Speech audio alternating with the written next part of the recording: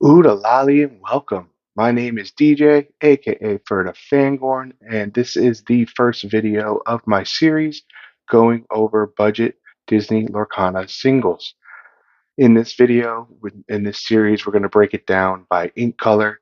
This first one, we will focus on the amber ink. We will cover all the chapters and sets that are out currently as of today of recording. So that includes the first chapter all the way through Azurite Sea. I'm going to touch on each card, talk about it briefly, why it's here, why it's included in my list. Um, I'm only going to focus on cards of the rare variety, super rare variety, and legendary variety, as all commons and uncommons fall underneath my parameters that I consider budget. What I consider budget is any card that for a single copy is $5 or less, meaning you can get an entire playset of four for your deck for a maximum cost of $20 at market price when this video is made. I'm going to have them broken down into two separate categories in the video. The first category is going to be what I'll call budget staples. These are cards that are essential to that specific ink. You find them in decks of all types of strength, from the most competitive, elite, all the way to the most casual setting. They're just very, very strong cards, and cards that I would recommend targeting first for your collection, especially if it's an ink that you particularly enjoy and like playing with. The second category is what I will be affectionately calling budget potential. They will have some of them will be more niche and fit theme decks, which is something that really helps budget decks kind of pop off and do what they want to do a little bit better if you can kind of hone in on a theme. And while those cards are really great there, they're not super competitive. Some of them are borderline competitive, or cards that you might see, might not see too often, but are still really strong cards. Some will be cards that I just see a lot of potential in down the road. Maybe they're not necessarily super great right now, but I do think there will come a day that they will be very good. And it's a good idea to go ahead and scoop them up now in a speculation type of deal. And with that, we are going to move right along into the series. I hope you enjoy. So the first part of this video, we are going to talk about budget staples, and the first card we are discussing here is Ariel, Spectacular Singer, a super rare character from the first chapter. She is a 3-cost inkable character with Singer 5. The Singer 5 ability lets her sing songs that cost 5 ink or less. It helps her, you can sing a lot more powerful songs than you should be able to sing with a 3-cost character. That's really good. Singer is considered one of the best keyword abilities in this game. Some say it's the best. I think the argument is there for it. But where she really, really shines and gets a lot of her strength from is her musical debut ability, which allows you to look at the top 4 cards of your deck, then reveal a song card, put it in your hand. You put the rest at the bottom. But with her, you can get her on the board, pull a very powerful song if you're lucky, or any song really. Just put a card in your hand, which is always a good thing. And then the next turn, she should be able to sing that song. There aren't a ton of songs that go above the 5 costs that you play regularly. So she'll probably be able to sing anything as well in your deck that you want to play. She is just a very, very strong card. She's a staple card in top tier Amber decks.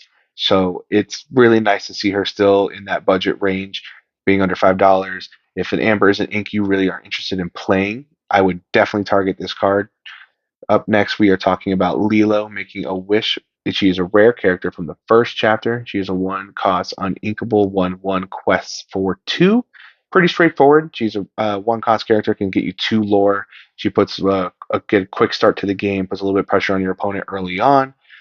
Amber shines a lot in aggro style builds as well. You'll see a lot of things that tie into that as we go through this series, and deck building and stuff as well. She is just a great card. And in budget world, aggro decks tend to be more favorable, especially if you plan on entering in any kind of small tournaments or going to your local LGS.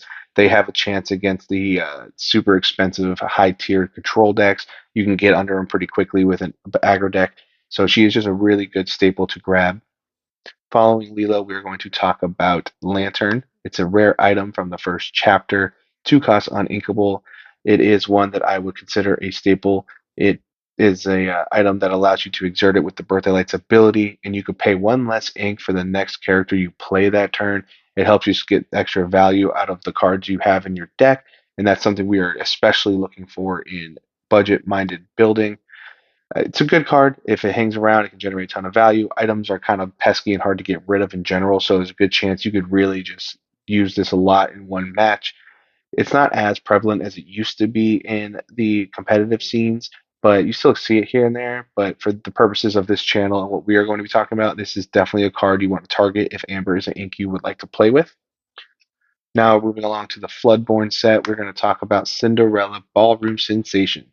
One of the prettiest cards in the game. It is a one cost character with Singer 3 ability, meaning that on turn 2, if you play her at the very beginning of the game, you have access to 3 cost songs that you shouldn't have access to play, let alone sing for another 2 or 3 turns. Very strong, one of the better one drops in the game. Amber is pretty good about one drops. They have a lot of really good low cost, low to the ground characters, and she just really shines.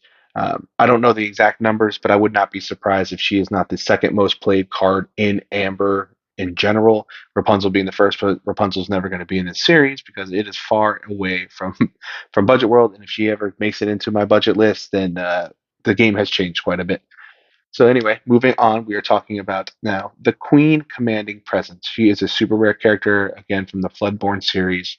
She's a 5 cost inkable, 4 strength, 3 willpower quest for 2. She can shift on for 2 costs, which means if you have another the queen on board, you could pay 2 to shift her on top of that queen as opposed to 5, saving you a ton of value. If you get the small queen out early, turn 1 in the game, turn 2, you put this on the board, it's going to be far and away the strongest character on the board. It's a very good card.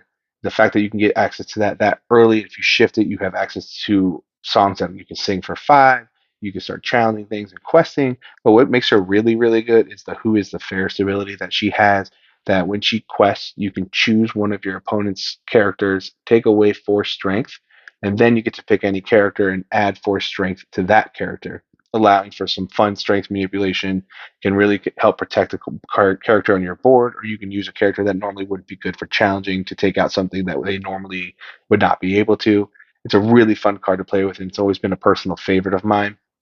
Up next is a song card, World's Greatest Criminal Mind, a rare song from Floodborn. It is a 3 cost inkable song that allows you to banish a chosen character with 5 strength or more.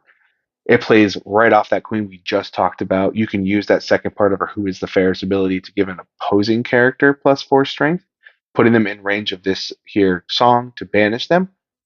Also, one thing you'll see with Amber is removal is not its strong suit by any means. So anytime we find a good removal option or a decent removal option, it is definitely worth taking a look at and seeing if it makes sense in your deck. And then to close out our Floodborn budget staples is Sleepy's Flute is a 2 cost uninkable item.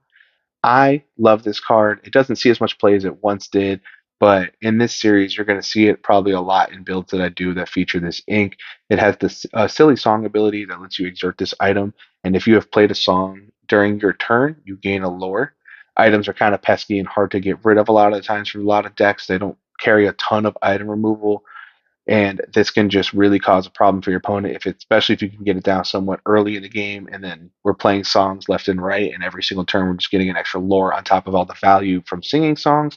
It's just a really cool item. I really enjoy playing with it. I still use it in my steel song meta competitive deck. Moving on to Into the Englands, we have Piglet Pooh Pirate Captain, one of my personal favorite Disney characters. So I do love this card a lot. It is a super rare character, 2 cost, 2 quest for 1. That doesn't sound great, but his and I'm the captain ability is why he is here. If you have 2 or more other characters on board, he gets +2 lore pips on him, meaning that he can quest for 3 if you have 2 other characters on board. So if you get him mid to late game and you already have a bit of a board presence going, he can really become a issue for your opponent. Anytime you get anything that quests for 3, just feels really good, especially if it's only costing you 2 to put on board.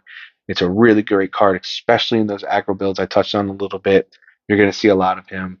If you don't have him already, do recommend him being him and the Ariel and that first Cinderella I talked about should probably be the first ones you target. Moving along, we are going to talk about Baloo von Bruenwald the 13th, a rare character from Into the Inklands, 3 cost, uninkable, 0 strength, 3 willpower, quest for 1. He does have the bodyguard ability, which allows you to play him exerted and protect your board from challenges. Because if your opponent can challenge him, they have to challenge him first before they can challenge anything else on your board. He's protecting your singers, your poos, your poo pirate captain, sorry, piglet, and then also Lilos and things like that. And on top of that, why he's so good is that let's make like a tree ability that when he is banished, you gain 2 lore. So if he goes from in play to your discard, you are gaining 2 lore. So not only is he protecting your other characters on board, he is also going to give you 2 lore for doing his job. And another fun play with him is I've seen people win games by using him to challenge into other characters, get himself banished, and get that 2 lore from his ability. Because it doesn't matter what turn it happens, as long as he goes from in play to discard, you are getting 2 lore. Next up on the docket is Chernabog, Evil Doer. He is a big boy. He is a 10 cost, uninkable, 9 strength, 9 willpower, quests for 3. Very expensive card. He can feel bad early game, but the reason that I have him in this tier is that Power of Evil ability states that for every character card in your discard, you can pay 1 less ink. So drawing him at the right time, especially if you're doing a more aggro style build, you're likely to have a lot of characters in your discard. You can get him out pretty consistently for 4 ink, 3 ink, and it's just a really strong presence on board. Can really help you close out some games as they drag on a little bit. And then the second part of his ability is Summon the Spirits, where after you play him, you shuffle all your characters back into your deck, so you get a chance to get them again. You might get some more value out of some really good characters you unfortunately didn't get to use as much as you had hoped, or they got banished before you did anything with them. That ability we don't really care so much about because we're not really concerned about being milled out and running out of deck. But it is kind of nice sometimes to shuffle in those strong characters that you might only have 1 or 2 of in your deck and have a shot at getting them back. Finally, from the Inkland set, we have the song The Bare Necessities, a 2 cost inkable rare song. You get to look at your opponent's hand when you play the song, and you get to discard a non character card of your choosing from their hand. I always like being able to see my opponent's hand. It's nice to be able to see what they might be planning. Maybe you can see a card or two you weren't expecting to see from their deck, and now you know they have it. You can kind of plan your next turn or two. And then not only that, you get to disrupt whatever they are planning by ripping away a non character from their hand, be it a powerful song, action, item, location, does not matter. You can pick one and get rid of it. It's a very strong card. I love it a lot, and it's really annoying when it's used against you. And then finally, to wrap up the budget staples, we are talking about Gaston, Despicable Dealer from the Ursula Returns set. It is a super rare character, 3 cost, uninkable, 2/4 quests for 1. He has the dubious recruitment ability that allows you to exert him, and you could pay 2 less ink for your next character that turn. So he's like Lantern, but you get twice the benefit, but you can't activate him the turn you play him, so you do need him to stick around at least a turn to be able to use him once. There's a good chance you can get a few turns out of him because he's really not the most annoying card on your board, most likely. And they might not treat it as a high target priority. You can squeeze a ton of value out of this card from your deck, start playing cards 2 turns earlier than you should have, character cards, and it can really cause a huge headache for your opponent if he is not dealt with quickly. And with that, that wraps up our budget staples for Amber Ink. So the first card we're going to talk about in this budget potential section of this video is Perdita, Devoted Mother. She is a legendary character from the Into the Inkland set. She is a 6 cost uninkable, 1 strength, 6 willpower quest for 2.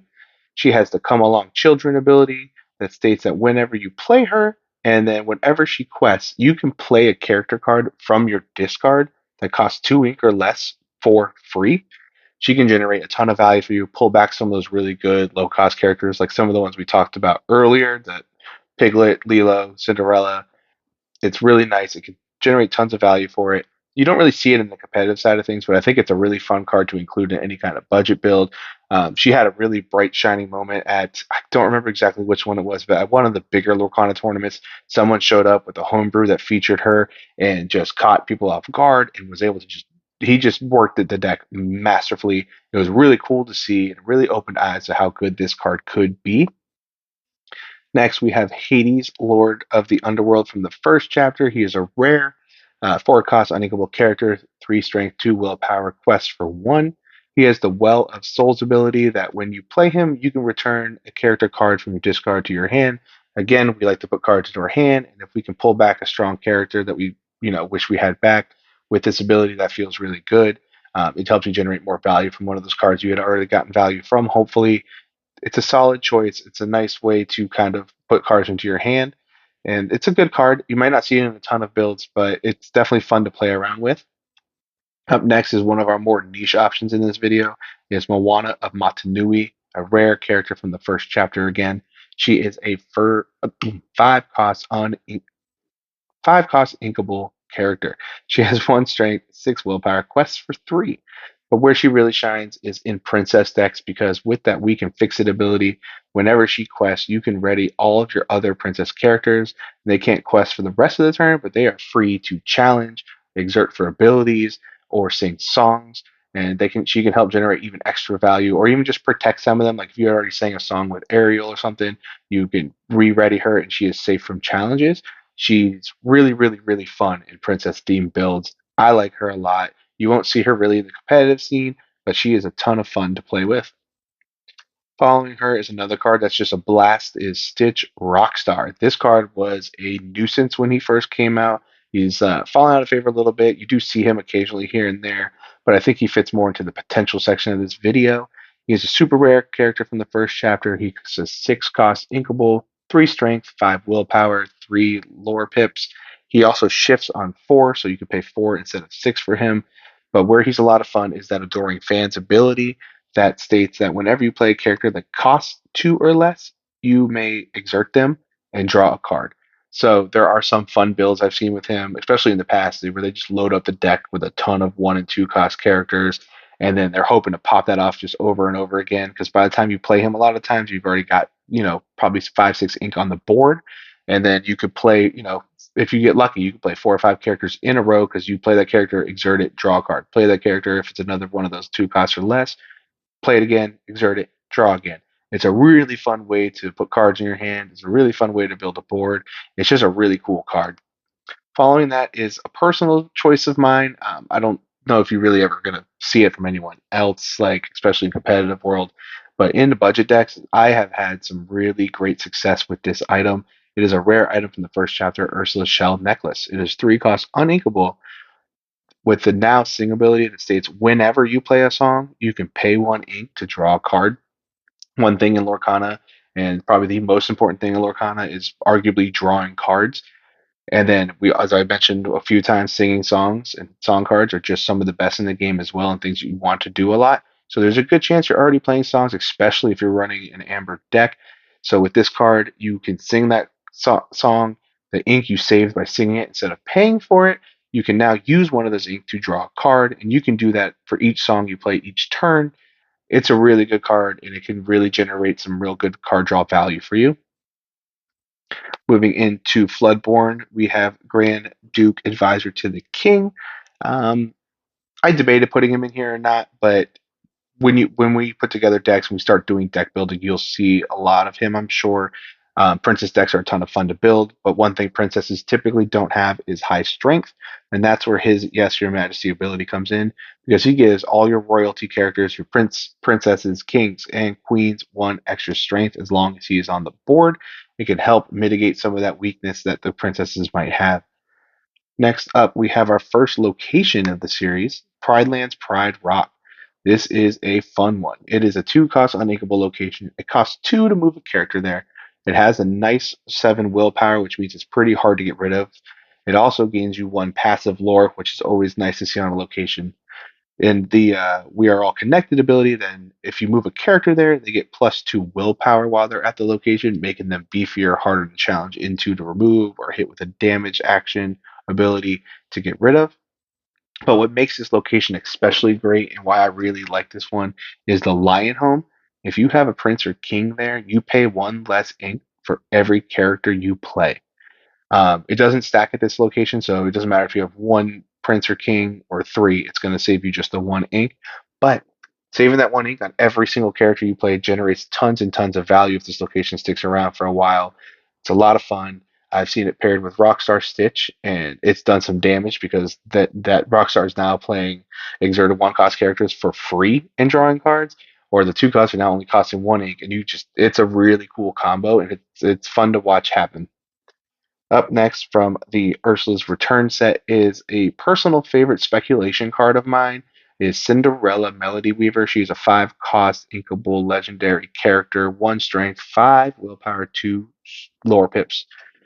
She has Singer 9, which I believe is still the strongest singer ability we have in the game at the moment. She can sing every single song except for two that are currently in the game at the moment through 6 sets.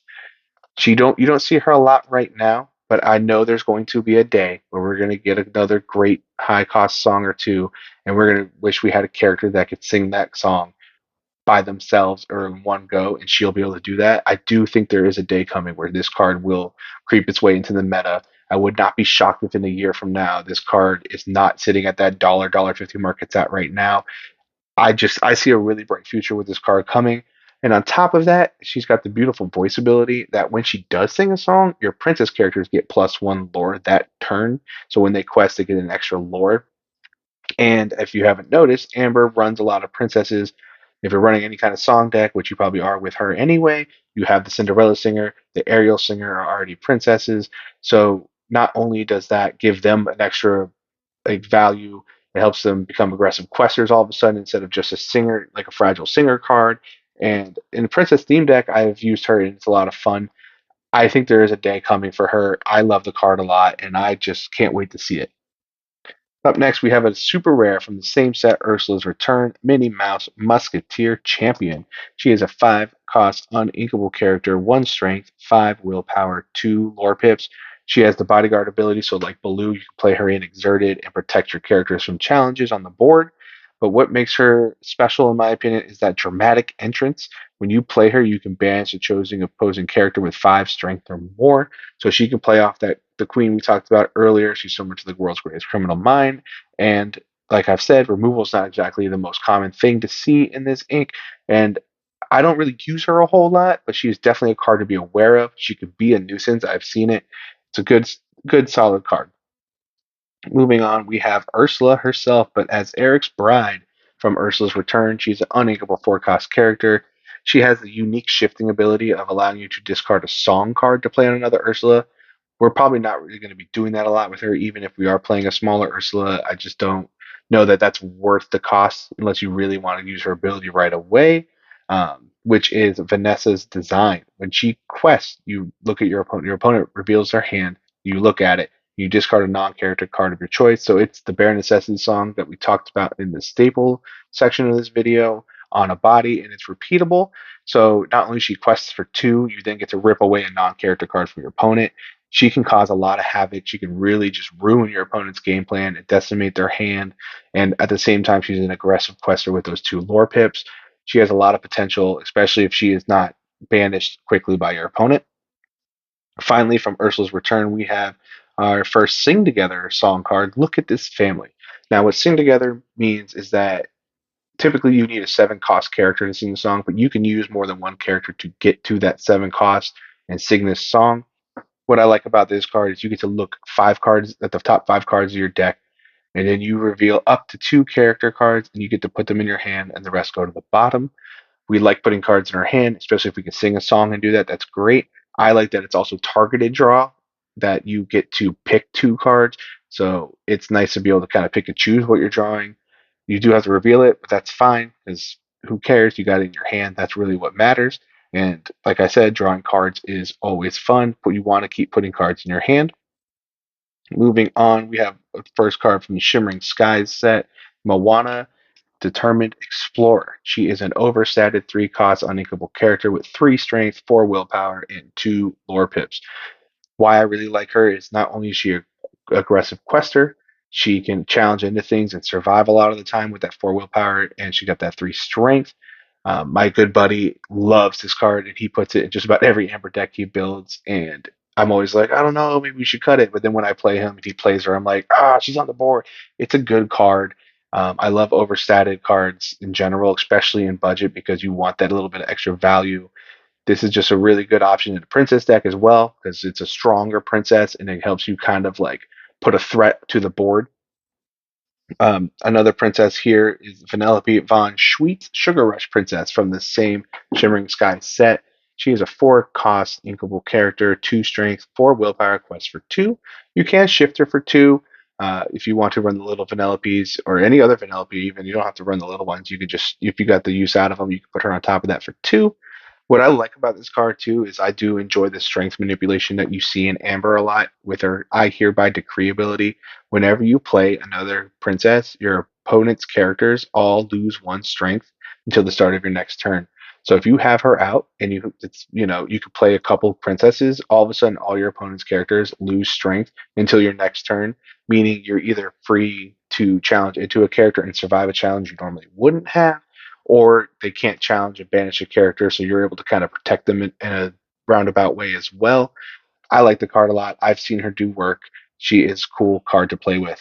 Up next is another location here from the Ursa's Return set. The Underworld River Styx is a 2-cost inkable location. 2 to move a character there, 6 willpower. It does gain you a passive lore, and it has the Save a Soul ability.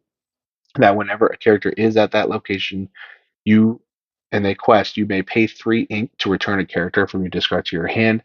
Now, it's kind of expensive, especially if you want to do it all in one turn. It's going to cost you 7 ink to play, move, and then pay to bring something back.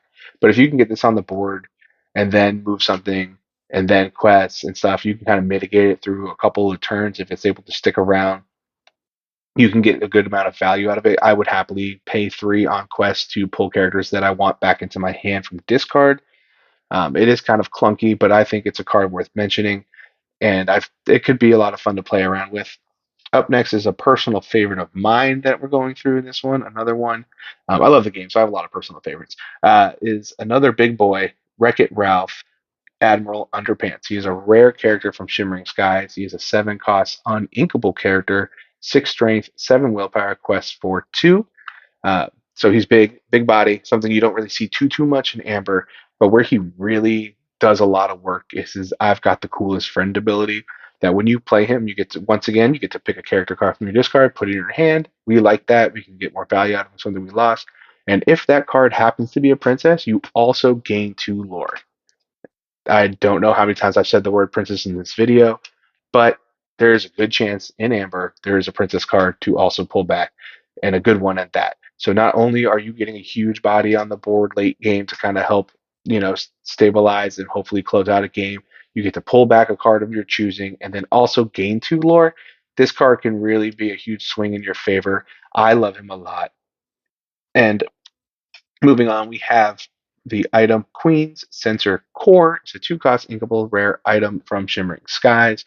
It has the Symbol of Nobility ability that at the start of your turn, if you have a queen or princess in play, you gain 1 lore.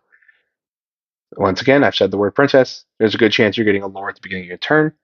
The other ability it has, and the real reason I like this item, is the Royal Search ability, where you can exert it, pay 2 ink, you get to reveal the top card of your deck, and if it's a princess or a queen card, you can put it into your hand. Otherwise, it just goes right back to the top. So you're not risking losing a card that you might have wanted that wasn't necessarily a princess or queen.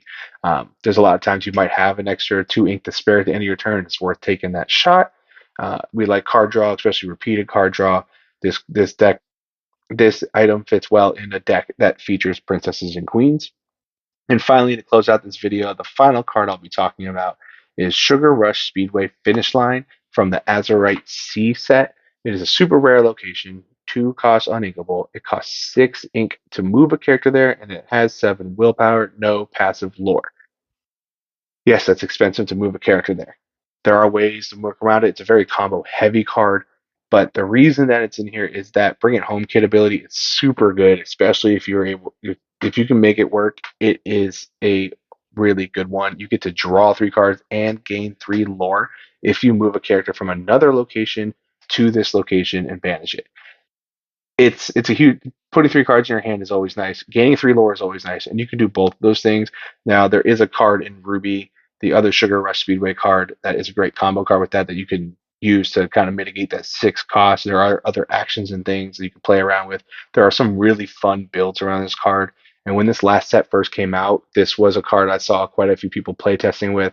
And it's even on the other side of the table, watching your opponent do it, you have to kind of just appreciate how cool of a card this is when they pull it off. And with that, that's going to wrap up the cards we are talking about in this Amber Budget Singles series. Thank you so much for joining me in this first video of my series going over the budget singles in Lorcana. I really enjoyed doing this. I hope you enjoyed it as well. If you think there's anything I may have missed in this video, I may have gotten wrong in this video, or if there was a card that you just did not expect to see, I welcome any and all feedback. I look forward to it and engaging with you. You can also engage with me and find me over on X under the same name, Ferda Fangorn. And if this is something you want to continue with me with, and you want to learn more about the budget side and approach of things, maybe find out about some cards you may not think about as often, feel free to give me a like and subscribe. I appreciate it. Thank you again. And with that, be love, be you, and God bless.